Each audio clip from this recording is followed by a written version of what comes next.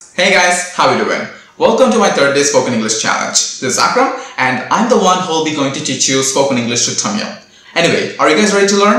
Let's get started. Welcome to day 9 guys. இன்னைக்கு நம்ம சில கிராமர் பாயிண்ட்ஸ் வந்து நம்ம பார்க்க போறோம். இப்போ நான் ஒரு 5 வார்த்தைகள் எழுதிருக்கேன் பாருங்க. இந்த வார்த்தைக்கு ஒவ்வொரு வேர்டுக்கும் பார்த்தீங்கன்னா ஒவ்வொரு வகையான கிராமர் பேர்கள் இருக்குது. பட் அந்த பேர்கள் வந்து உங்களுக்கு தெரியணும் அப்படின்னு சொல்லிட்டு அவசியம் கிடையாது. ஏன்னா நம்மளோட ஃபோக்கஸ் வந்து ஒரு இங்கிலீஷ் வந்து பேசணும் அப்படின்னு சொல்லிட்டு தான். ஸோ உங்களோட ஃபோக்கஸ் வந்து டீச் பண்ணணும் அப்படின்னு இருந்துச்சுன்னா அந்த பேர்கள்லாம் நீங்கள் கற்றுக்கலாம். பட் இப்போ உங்களுக்கு வந்து தேவை கிடையாது. அதனால நம்ம டேரெக்டாக அதுக்கு ஒவ்வொரு வார்த்தைக்கும் என்ன மீனிங் அப்படின்னு சொல்லிட்டு பார்த்துடலாம். ஃபர்ஸ்ட் ஐ அப்படின்னு சொல்லிட்டு எழுதியிருக்கேன்.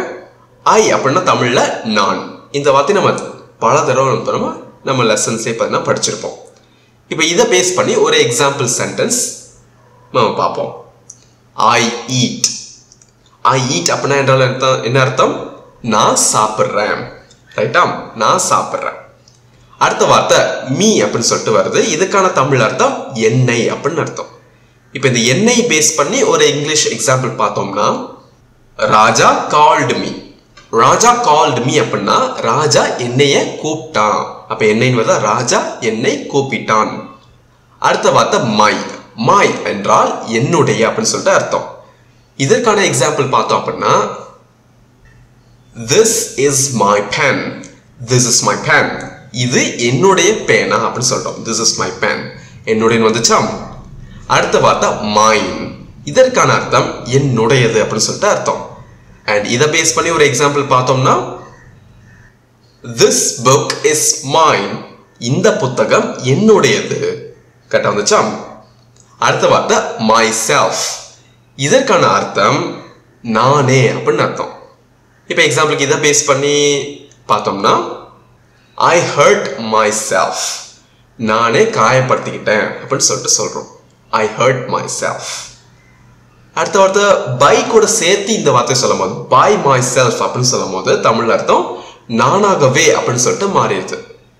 இப்போ இதை பேஸ் பண்ணி ஒரு எக்ஸாம்பிள் பார்க்கும்போது I did my homework by myself. நானாகவே என்னுடைய ஹோம்ஒர்க்கை பண்ணேன் அப்படின்னு சொல்லிட்டு சொல்றோம். அப்போ I eat. நான் சாப்பிட்றேன். ராஜா called me. ராஜா என்னை கூப்பிட்டான். This is my pen. இது என்னுடைய பேனா. This book is mine. இந்த புக்கு என்னுடையது. I hurt myself. நானே காயப்படுத்திக்கிட்டேன். I did my homework by myself.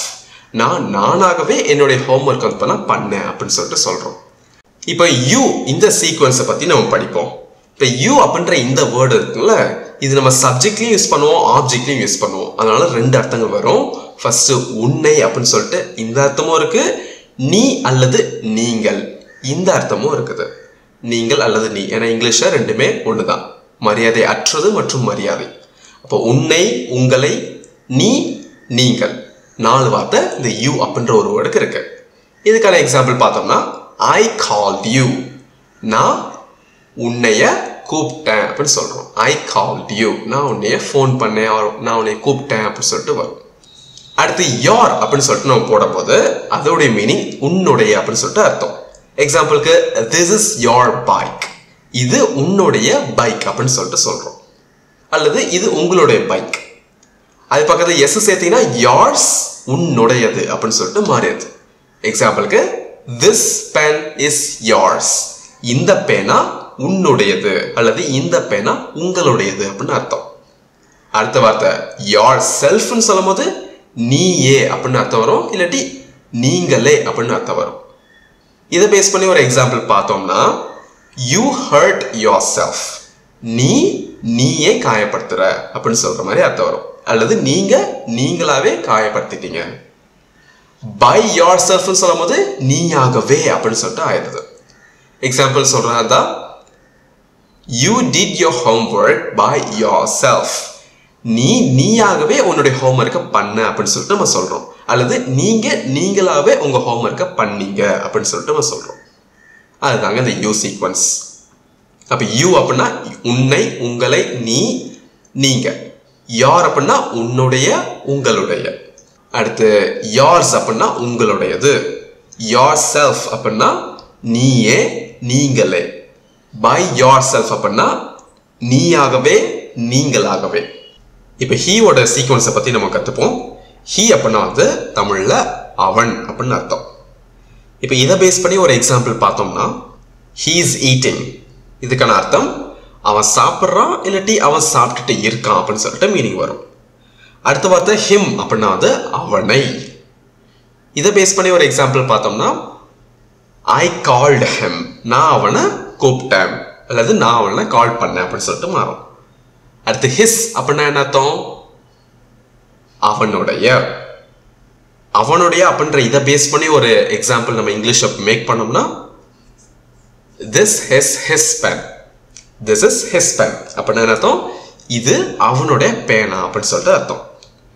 அதே himself அப்படின்னு சொல்லும் போது அவனே அப்படின்னு அர்த்தம். அப்போ அவனேன்னு சொல்லிட்டு ஒரு இங்கிலீஷ் வேர்டில் நம்ம போடுறதா இருந்துச்சுன்னா he hurt himself, அவனே காயமடைச்சிட்டான் அப்படின்னு சொல்லிட்டு வரும்.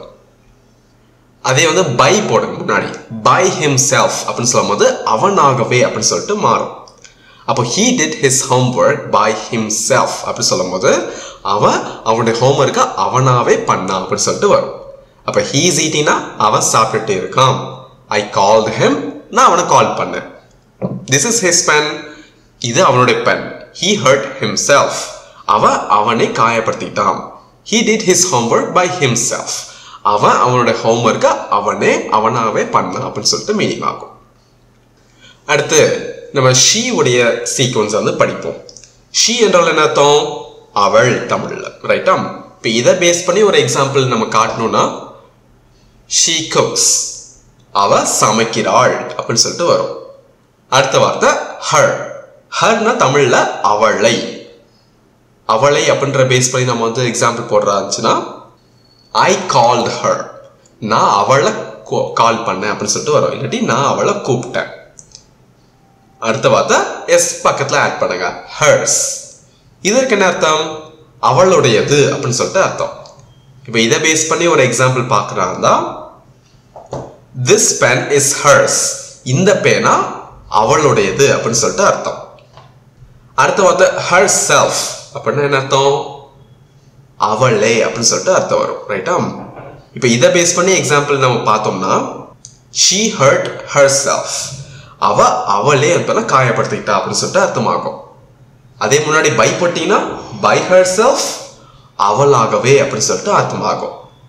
இதை பேஸ் பண்ணி ஒரு எக்ஸாம்பிள் போடுறா இருந்துச்சுன்னா she did her homework by herself, அவளுடைய ஹோம்ஒர்க்கை அவளாவே பண்ணா அப்படின்னு சொல்லிட்டு ஆகும்.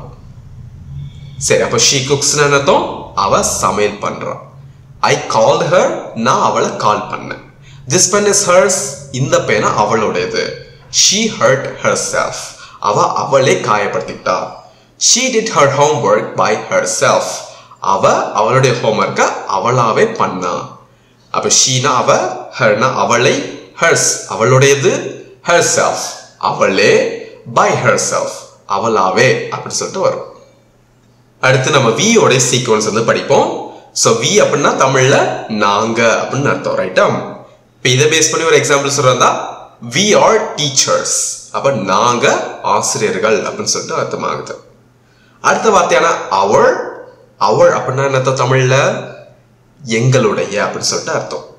இப்போ இதை பேஸ் பண்ணி ஒரு எக்ஸாம்பிள் பார்க்கறதா இருந்துச்சுன்னா these are our cars, அப்ப இது எல்லாம் எங்களுடைய கார்கள் அப்படின்னு அர்த்தமாகும். அடுத்து அவர்ஸ் சொல்றதா எங்களுடையது அப்படின்னு சொல்லிட்டு அர்த்தமாகுது. இப்போ இதை பேஸ் பண்ணி ஒரு எக்ஸாம்பிள் சொல்றதா this house is ours, இந்த வீடு எங்களுடையது அப்படின்னு சொல்லிட்டு அர்த்தமாகுது. அதே ourselves அப்படின்ற அந்த வார்த்தையை சொல்றதா அதுக்கான அர்த்தம் நாங்களே அப்படின்னு அர்த்தமாகும். இப்போ இதுக்கு இங்கிலீஷ்ல சொல்லும் போது we hurt ourselves, நாங்களே காயப்படுத்திக்கிட்டோம் அப்படின்னு சொல்ற மாதிரி அர்த்தமாகும். அதே by ourselves அப்படின்னு சொல்லும் போது நாங்களாகவே அப்படின்னு சொல்லிட்டு தமிழ்ல வரும். இதை பேஸ் பண்ணி இங்கிலீஷ்ல பார்க்கும்போது we did our homework by ourselves, நாங்க எங்களுடைய ஹோம்ஒர்க்கை நாங்களாவே பண்ணோம் அப்படின்னு சொல்லிட்டு அர்த்தமாகுது. So we are teachers, நாங்க ஆசிரியர்கள். These are our cars, இது எல்லாம் எங்களுடைய கார்கள். This house is ours. இந்த வீடு எங்களுடையது. We hurt ourselves. நாங்களே காயப்படுத்திட்டோம். We did our homework by ourselves. நாங்க எங்களுடைய homework நாங்களாவே பண்ணோம். அடுத்து they உடைய சீக்வென்ஸை படிப்போம். they அப்படின்னா தமிழ்ல அர்த்தம் அவங்க அப்படின்னு சொல்லிட்டு அர்த்தம். அதாவது அவர்கள். இதுக்கு இங்கிலீஷ் சொல்லும்போது they are players. அவங்க விளையாட்டு வீரர்கள் அப்படின்னு ஆகும். இல்லை அவங்க பிளேயர்ஸ்னு வச்சுப்போம். their அப்படின்னா அவர்களுடைய சொல்லிட்டு வரும். எக்ஸாம்பிளுக்கு this is their car. இது அவங்களுடைய கார். அடுத்து பக்கத்துல எஸ் போடுங்க. theirs அப்படின்னு போட்டீங்கன்னா அவங்களுடையது அப்படின்னு சொல்லிட்டு மாறிடும். இப்போ இதுக்கான எக்ஸாம்பிள் வந்து பார்த்தீங்கன்னா this house is theirs அப்படின்னு சொல்றோம். இந்த வீடு அவங்களுடையது. அடுத்த வார்த்தையான themselves அப்படின்ற சொல்றதா இருந்தா அவங்களே அப்படின்னு அர்த்தம் ஆகும். இதை பேஸ் பண்ணி இங்கிலீஷ்ல பார்த்தோம்னா they hurt themselves. அவங்களே காயப்படுத்திட்டாங்க அப்படின்னு சொல்லிட்டு அர்த்தமாகும். அதே by themselves அப்படின்னு சொல்லும் போது அவங்களாகவே அப்படின்னு சொல்லிட்டு தமிழ்ல வரும். இதை பேஸ் பண்ணி இங்கிலீஷ்ல சொல்லும் போது they did their homework by themselves. அவங்களுடைய ஹோம்வொர்க்கை அவங்களாவே பண்ணாங்க அப்படின்னு சொல்லிட்டு அர்த்தமாகுது. அப்ப they are players. அவங்க விளையாட்டு வீரர்கள். This is their car. இது அவங்களுடைய car. This house is theirs ன்னு சொல்லும்போது இந்த வீடு அவங்களுடையது. They hurt themselves. அவங்களே காயப்படுத்திட்டாங்க. They did their homework by themselves. அவங்களுடைய ஹோம்வொர்க்கை அவங்களாவே பண்ணாங்க. ஸோ இன்னைக்கான வீடியோ அவ்வளோதான். உங்களால் ஈஸியாக கற்றுக்க முடிஞ்சுக்கலாம்.